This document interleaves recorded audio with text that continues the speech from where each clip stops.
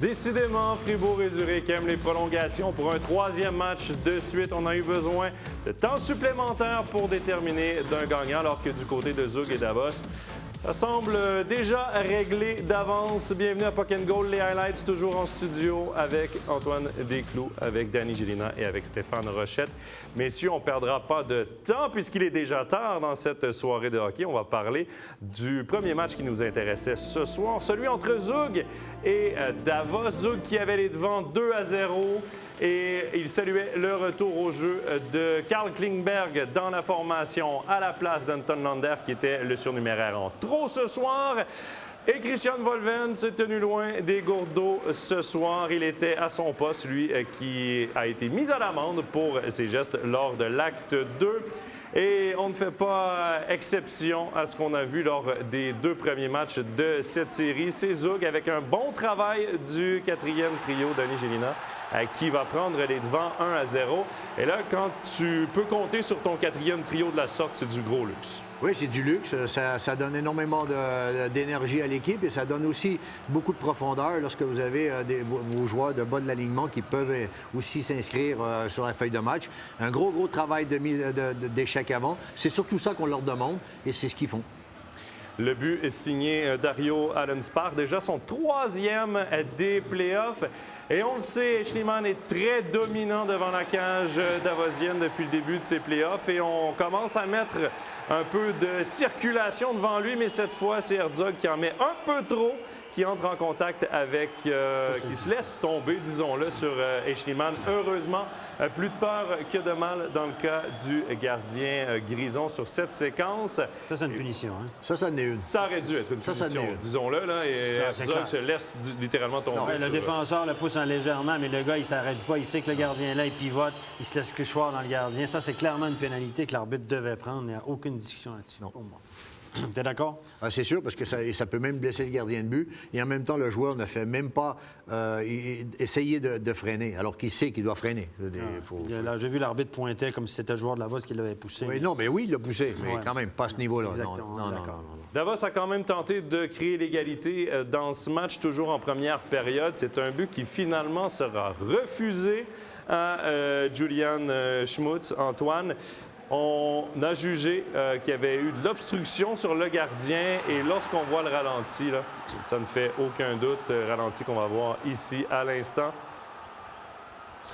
Enfin, moi, dans le jeu, je n'ai pas forcément regardé l'obstruction sur le gardien, j'ai surtout Stadler, là.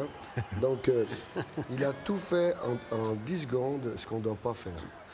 Donc, il a perdu son homme, perdu sa canne, cherché sa canne, puis après, il a l'arbitre parce qu'il a goal. C'était super.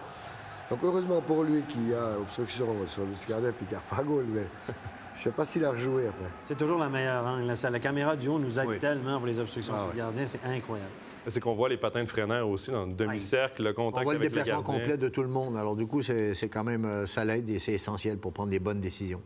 1-0 donc après 20 minutes de jeu. On se transporte en deuxième période. Une période qui n'a pas compté de but, mais quand même une petite frousse signée Schliemann qui décide de sortir loin de sa cage.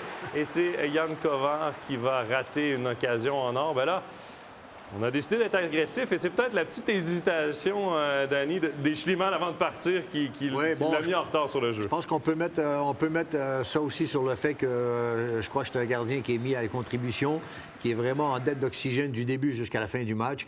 Et des fois, les prises de décision se font au quart de tour et une fraction de seconde et c'est trop tard. Et forcément, c'est pas tellement ce qu'on demande aux gardiens. Je pense que franchement, là...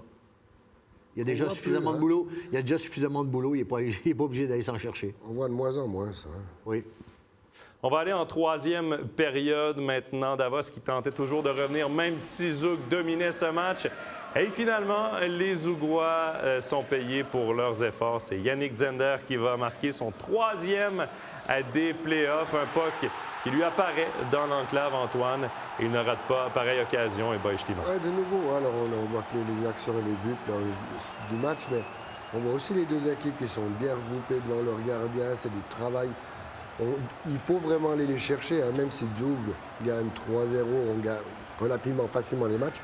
Ils doivent s'arracher pour aller marquer ces buts. Hein. Davos ne mérite pas, il a un gardien incroyable, mais pour aller marquer, ils doivent quand même s'arracher pour pour aller pousser ce rondelle au fond du filet. Et là, on va le voir, c'est le tout dernier but du match, le 3-0 signé Dario Simeone dans une cage vide qui va venir assurer la victoire de Zug. 3e victoire en 3 matchs, Stéphane, pour les Zougois qui sont en plein contrôle de cette série. Davos se bat bien, mais là, 0-3, tourner une série une fois, c'est bien, mais 2... Ouais, c'est pas Rapperswil en face. Là. Sans rien enlever à Rapperswil. Écoutez, là, il déroule le Zug. C'est 7 victoires consécutives. Lugano en 4. Le PowerPlay, tout fonctionne. Là, Giannoni fait des gros arrêts. Il n'y a pas photo, là, sérieusement. Je vois pas comment Zug pourrait perdre cette série, là. Non. Franchement. Et là, Danny, oui, on parle beaucoup des Schneemann depuis le début de la série. Je pense qu'il est la raison pourquoi Davos... Et dans le match. Dans le match. Soir après soir. Soir après soir, oui. Mais si on regarde offensivement, Davos n'a marqué qu'un seul but dans cette série. Et là, quels changements peuvent être apportés par Christian Volven d'ici 2 jours? J'ai regardé un peu les statistiques des 2 premiers matchs et il y a des joueurs quand même qui sont... Bon, il faut savoir que pour revenir de 3-0 à 4-3 contre Rapperswil, il a fallu couper son banc. Il a joué beaucoup sur ces 3 lignes. Les 2 premiers matchs, il a joué énormément sur 3 lignes. Et du coup, les gars sont brûlés. Les gars sont très, très fatigués. Alors, faire le 2e effort, soit sur l'échec avant ou soit pour aller au but, travailler dans des zones très, très restreintes, ça demande beaucoup d'énergie, ça demande beaucoup de forme physique. Ils l'ont peut-être plus. Je veux dire, à un moment donné, ils ont eu le bénéfice du fait que Rapperswil manquait d'expérience, avait énormément de jeunes joueurs et il y a peut-être eu un brin de panique. OK, parfait, pas de problème. Ils ont fait ce qu'il fallait. Mais contre Zug, c'est très compliqué parce que vous avez des joueurs d'expérience, des joueurs qui savent exactement où ils vont, qu'est-ce qu'ils font. Ils sont pas en panique. Ils ont un gardien de but top classe. Alors, quand il en loupe une, il y a le gardien qui fait l'arrêt. Alors voilà. Et là, regardez le match de ce soir. Ils n'ont même pas besoin de la contribution offensive du premier et 2e trio. Je ne dis pas qu'ils n'ont pas travaillé, ils ont patiné. Mais c'est la preuve qu'ils ont joué avec un collectif complet pendant tout le match contre Davos qui cherche son oxygène. Alors, Schliemann leur permet d'exister. Ça fausse un peu, c'est un peu l'arbre qui cache la forêt. Il leur permet d'exister sur un score qui est respectable, mais si ce ne serait pas le cas, en première période, le match serait fini. À minuit, t'as fini? Hein? Oui. Ils ont déjà changé les gourdes, Davos, c'est parfait. Mais Antoine, tu as dit un peu plus tôt ce soir que la victoire la plus difficile à aller chercher, c'était la 4e. Ouais. Là, c'est quand même le défi qui attend Zug pour le prochain match, qui va se déplacer dans les Grisons. À quoi tu t'attends de ce match-là? Un fort départ de Davos ou un fort départ de Zug? Davos, c'est bien une caractéristique qu'ils ont, ils ne vont jamais rien lâcher. Hein.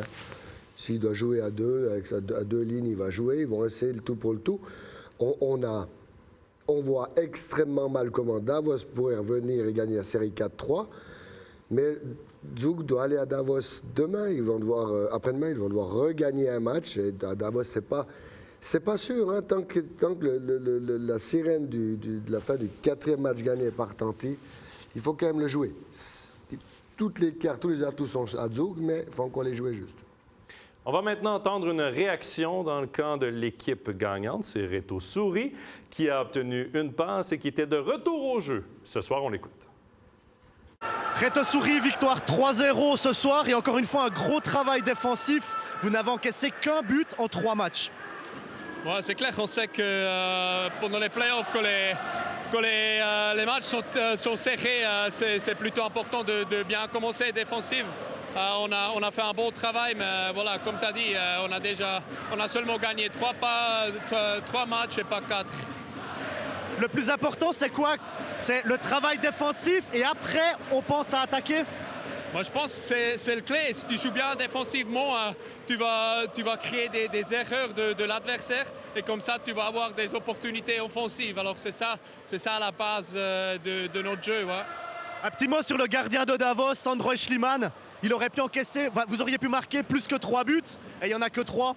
Ah bon, il est vraiment chaud à ce moment-là, on le sait, mais on doit essayer de créer trafic, d'aller devant le but et de créer 2e, 3e opportunité après le premier tir. Il est difficile à battre avec le premier tir. Il faut mettre encore plus d'efforts pour le 2e et 3e occasion. Mais je pense les 3 matchs, on a fait un bon travail, on méritait les buts, mais comme je t'ai dit, c'est seulement 3 et pas 4. Merci beaucoup, Reto. Oui, Sandro Schneemann qui est dominant depuis le début de cette série, mais également Leonardo Giannoni qui signe son deuxième jeu blanc de cette demi-finale. Donc, victoire de 3-0 de Zug qui prend également les devants 3-0 dans cette série. On va maintenant basculer du côté de notre match studio entre Fribourg-Gotteron et Zurich. Fribourg qui revenait à la BCF Arena et Zurich avait fait un petit changement dans sa formation puisque John Kenville remplaçait Garrett Rowe comme étranger. Devant la cage, ça ne changeait pas. C'était Ludovic Weber puisque Jakub Kovar est toujours annoncé malade par le club. Et sans surprise, Reto Berra qui est devant la cage fribourgeoise.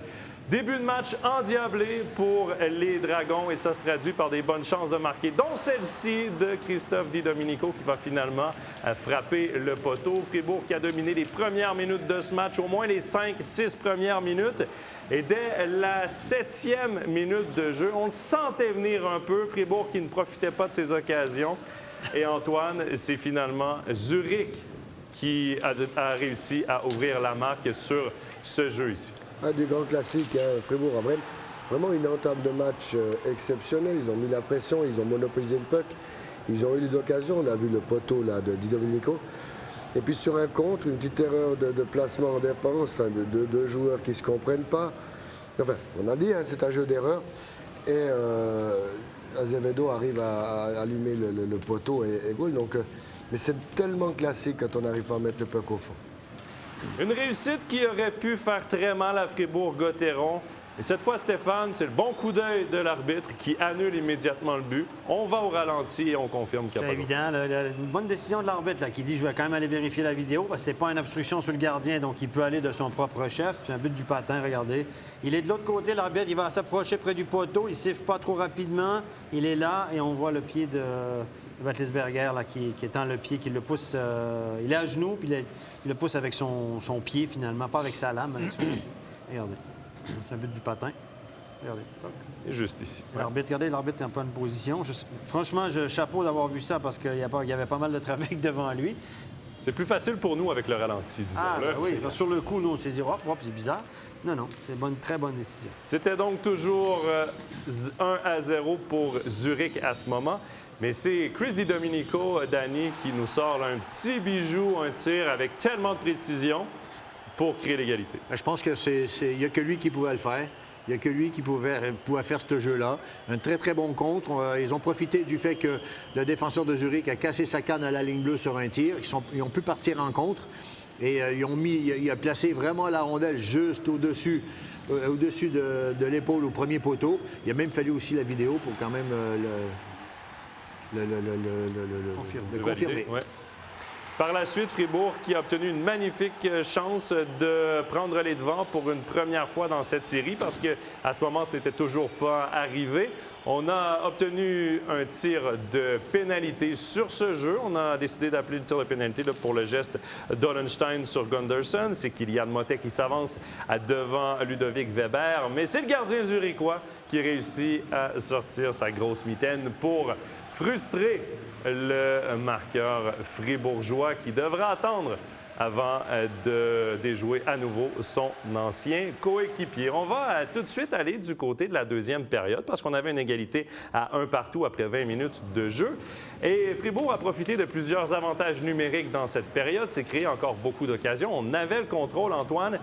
Et là, ce sont les poteaux qui ont retenu l'attention dans cette deuxième période. 2 fois, ils ont sauvé Ludovic Weber. Ouais, sur l'ensemble du match, ça fait un peu beaucoup de poteaux. Hein. Quand on regarde le résumé, on se dit, ouais, ils ont gâché tellement de chances. Ça ne roulait pas. Hein.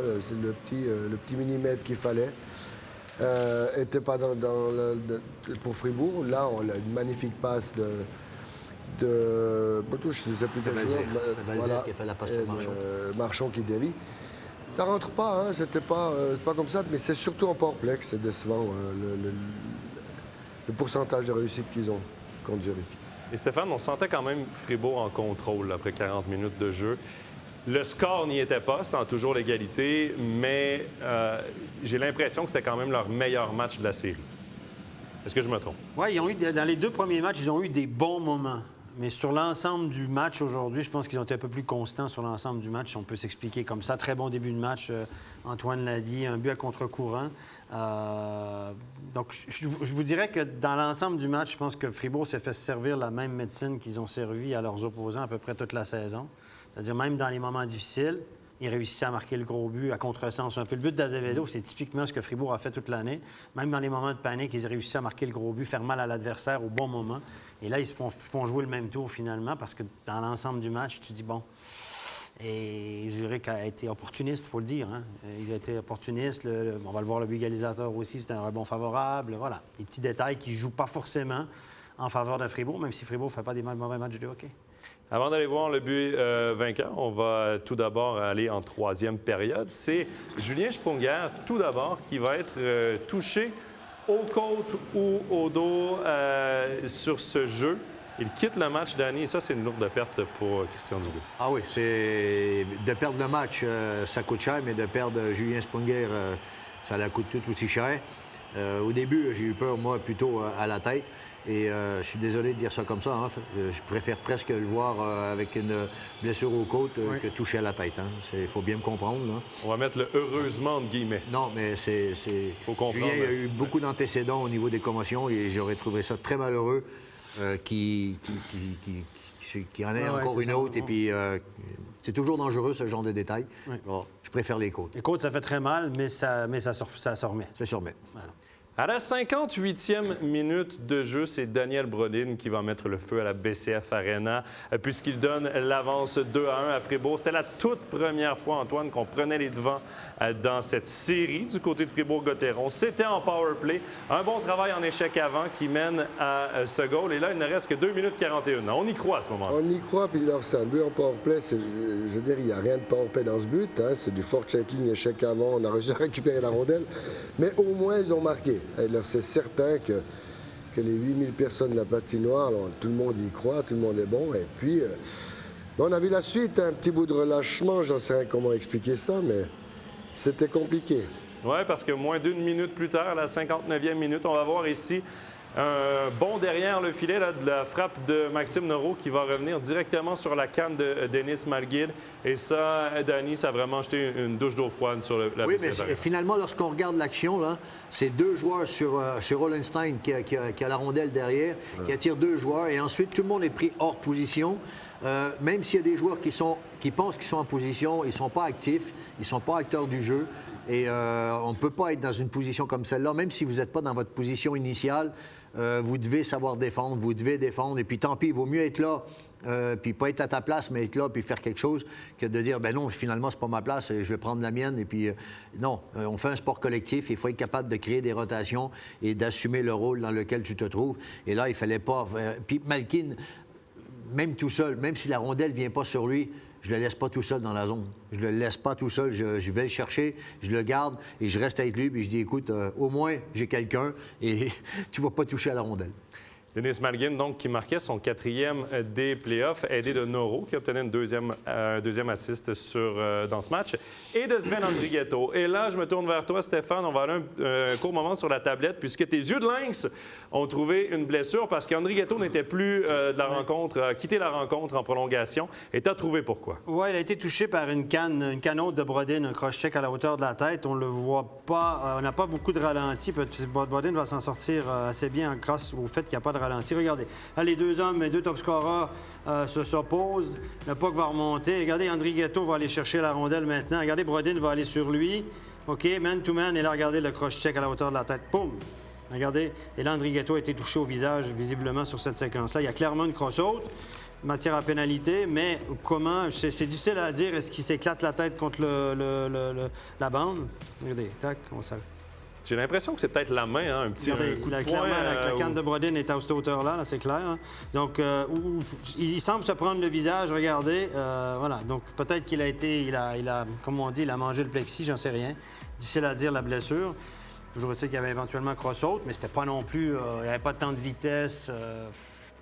Difficile à dire.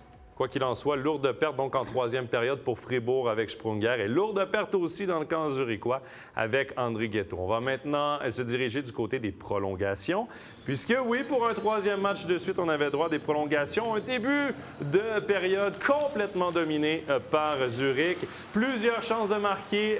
La meilleure, Antoine, c'est sur cet arrêt-là de Berra sur Denis Malgin, mais plusieurs fois dans ce début de période, on voyait des joueurs libres là, du côté de Zurich. Le marquage n'était pas parfait défensivement du côté de Fribourg. Non, on a vu Malgin, il a la même position qu'il marque le deuxième but. Il est sur l'extérieur, il n'y a pas de défenseur dessus.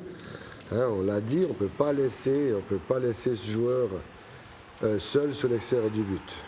Et on le voit, le but qu'on pensait tous qui était le but vainqueur, celui d'Andrei Bikov. On a décidé d'aller au ralenti. Stéphane, je vais me tourner vers toi. Là. Qu'est-ce qui n'allait pas dans ce but pour le refuser? Bon, parenthèse, Bikov joue du gros hockey. Hein? Il est très, très remuant, c'est un joueur. Bon, écoutez, tout est dans... C'est Brodin qui est dans le demi-cercle du gardien. D'être dans le demi-cercle du gardien, ça va, dans la mesure où vous ne nuisez pas au gardien. Vous allez voir que la canne de Brodin pousse la jambière. Regardez à droite, là, je vais l'analyser après. Regardez la Brodin à votre droite. Là. Regardez sa canne maintenant. Regardez, boum, il pousse avec sa canne la jambière de Weber alors que le puck n'est pas là. Et il le fait reculer d'une vingtaine de centimètres. On va aller sur la tablette si vous le voulez bien. Le but est refusé. Regardez, on va aller sur la tablette. Donc, est-ce qu'on y est? Voilà. Oui. Stop. OK. Évidemment, ce qu'il faut surveiller, c'est la canne de Brodin ici. Brodin n'est pas porteur de la rondelle. Il peut pas. Il est dans le demi-cercle. S'il nuit pas au gardien, ça va. Un petit peu plus loin. Regardez sa canne. Elle va donner un premier coup sur la jambière. OK. La canne, c'est un bon coup, là, parce que la canne, elle plie un petit peu. OK. Ça, c'est pas si grave jusque-là. Et le puck, là, il est ici, entre les jambières du gardien. Dès qu'il est au côté opposé, Brodin ne voit pas le puck, parce qu'il est là, le puck, on le voit. Il est ici, l'attaque. Voilà, il est juste au bout de la jambière, vous le voyez, il est là. Là, ici, tac, il est là. Donc, il n'y a pas de possibilité d'accéder au puck pour Brodin, donc il tape la jambière une fois. Mais ce qui me gêne, c'est là maintenant. Regardez, il pousse tellement fort que sa canne, elle plie. Regardez, hop, il fait reculer Weber d'au moins 10-15 cm. On va aller du reculon, regardez encore une fois. Il y a un premier contact, et là, maintenant, il pousse sur la jambière de Weber. Il le fait reculer de 10, 15, 20 cm. Et là, Weber, il n'est plus sur ses appuis. En cause de ce contact-là, pour moi, il n'est plus sur ses appuis. Il est obligé de revenir avec le haut du corps. Il n'est plus, sa jambière droite est désaxée. Il est obligé de revenir avec le haut du corps. Donc, pour moi, le geste de Brodin, c'est clairement contre la jambière, sans intention de toucher au puck, sans possibilité de toucher au puck. Il fait reculer le gardien. Il y a une conséquence sur le gardien. Moi, je pense que c'est une bonne décision ultimement parce que c'est la ligne qu'on a tenue toute l'année. Honnêtement, elle va tout à fait dans la ligne qu'on a maintenue cette année dans ce genre de situation. Et rapidement, quand tu as vu la vue du haut de la cage, là, au-dessus de la cage, tu as tout de suite dit d'ailleurs qu'il y avait de l'obstruction sur le gardien avec cette canne de Brodin. Quoi qu'il en soit, but refusé. Ça a un peu cassé les jambes de tout le monde parce que là, les émotions étaient dans le tapis et au plafond. Et finalement, il y a eu des projectiles également lancés sur la patinoire. Longue pause, on revient. On n'a pas beaucoup de rythme. Et Danny, finalement, c'est Denis Malgin qui va marquer son deuxième du match pour donner une troisième victoire en prolongation. Oui, effectivement, mais on ne voit pas toute l'action parce qu'on voit juste l'action de Weber qui effectue un échec avant. Mais si Weber effectue l'échec avant, c'est parce qu'il a récupéré la rondelle sur un tir de Brodin à la ligne bleue qui a été bloqué. Ça commence là, c'est-à-dire un retournement très important à la ligne bleue offensive. Au lieu d'avoir la rondelle au fond, vous tentez quelque chose, tir bloqué et la rondelle part dans votre zone. Et là, l'action commence. Et là, c'est Weber qui commence à faire l'échec avant et Malgin qui récupère un puck, une rondelle dans une zone assez dangereuse où tu veux vraiment pas. Et puis, c'est lui qui clôture le match. Je dirais que gros match, gros joueur. Voilà, la raison est là. Et c'est vrai que les dernières minutes de la prolongation ont été très compliquées pour les deux équipes. Hein. Il n'y a pas une équipe plus que l'autre il a fallu retrouver un peu ses esprits. Puis finalement, c'est Zurich qui a retrouvé son... Mais juste auparavant, il y a Brodin qui manque une cage... Ah, OK, pardon. Non, je voulais juste montrer éventuellement une cross-out sur Brodin OK. Juste avant. Mais juste avant cette action-là, il y a eu une action devant la cage où Brodin a récupéré un rebond. Et dommage parce qu'il a lancé directement alors que je pense qu'il aurait eu le temps de récupérer la rondelle et marquer. Brodin aurait pu être la star du match. Ouais. Mais c'est pas un marqueur? Pas un marqueur, il perd le puck, machin. Alors, il a un cœur gros comme ça, il bosse. Puis à la fin, c'est 3 poteaux à 0, puis le puck poteau goal. Il l'a dit, ça roule pour Zurich. Ça roule pas, honnêtement, le puck roule pas pour Fribourg. Les Fribourg a détails vraiment roulent pas fait pour Fribourg dans cette c'est un série. bon match, puis là, il malguine. Messieurs, on va maintenant aller écouter une réaction dans le camp fribourgeois. C'est David Dernay qui était au micro de notre journaliste. On l'écoute. David Dernay, Fribourg a fait beaucoup de choses justes, mis beaucoup d'intensité, de cœur dans ce match, et finalement n'est pas récompensé. Comment vous expliquez ça? C'est le sport, c'est pour ça qu'on joue, mais en même temps, comme tu viens de dire, on a tout donné. Ils ont beaucoup de talent de l'autre côté, ils n'ont pas beaucoup de chance, mais quand ils l'ont, ils la mettent dedans. Puis c'est comme ça, il faut rebondir puis aller chercher un match. Comment est-ce qu'émotionnellement on gère ces moments où on mène d'un but à 2 minutes et puis ensuite on marque et on voit ce but annulé? Comment on gère ces moments-là? C'est difficile. On pense qu'on a finalement emporté un match, puis non, on se fait marquer en fin de match, puis on croit avoir marqué en overtime, ça revient de l'autre côté, donc clairement c'est difficile, mais on peut prendre ces émotions-là ce soir, puis les ressentir, puis demain, il faut se regrouper pour le prochain match. Et puis vous avez encore eu la perte de Julien Sprunger sur blessure ce soir. Qu'est-ce qu'il va falloir faire jeudi pour compenser cette absence probable? Oui, c'est un gros joueur. On ne sait pas encore s'il va être là. Je n'ai pas parlé. Je ne sais pas s'il y a des nouvelles. Donc, c'est sûr, c'est notre capitaine, c'est notre leader. C'est un gros joueur. Par contre, quand il y a des blessures comme ça, il y a toujours des opportunités pour d'autres joueurs. Donc, ça sera le temps à quelqu'un d'autre de prendre sa place si jamais il ne peut pas être là. Merci beaucoup. Bonne soirée. Voilà pour les propos de David Dernay. Steph, bon, évidemment, là, dans les prochains jours, on va entendre tous les clichés. C'est un match à la fois et tout ça. Évidemment. Mais dans le non-verbal, là, on s'entend qu'il y a une déception puis ça commence à faire C'est sûr, ça mal. fait mal. Puis 3 matchs en prolongation, c'est pas... je veux dire, dans l'autre série, c'est 3 matchs où il n'y a pas trop... la différence est quand même grande. Là, les deux équipes sont très, très proches l'une de l'autre. Puis Fribourg travaille fort. Mais les petits détails qui leur étaient favorables en début de play-off, là, maintenant, tout à coup, ça tourne... Voilà, c'est comme ça, la fameuse loi de la moyenne, on en rigole, mais c'est quand même ça. Tu peux pas toujours avoir les rebonds pour toi et tout. Là, ils sont clairement contre eux.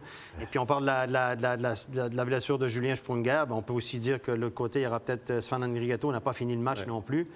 Sven Andrighetto, c'est un gros morceau aussi. Donc, en espérant pour les deux joueurs que ce soit pas trop grave, là, que c'est des blessures mineures, on va dire comme ça. On va maintenant résumer les résultats donc de cet acte 3 des deux demi-finales. Davos qui s'incline encore une fois par la marque de 3-0 contre Zug. Zug qui prend d'ailleurs un premier puck de match qu'on vivra lors de l'acte 4. Et même résultat aussi du côté de Zurich qui prend les devants 3-0 dans sa série avec une autre victoire 3-2 en prolongation. Ces deux clubs qui sont des abonnés du temps supplémentaire. Il me reste maintenant à vous remercier évidemment d'avoir été avec nous pour cette soirée de hockey. Merci également à nos invités Antoine Desclous, Danny Gélina et Stéphane Rochette d'avoir partagé la soirée avec nous. Et merci également à toute l'équipe en régie pour l'excellente production de cette émission. Bonne fin de soirée à tous. Bye-bye.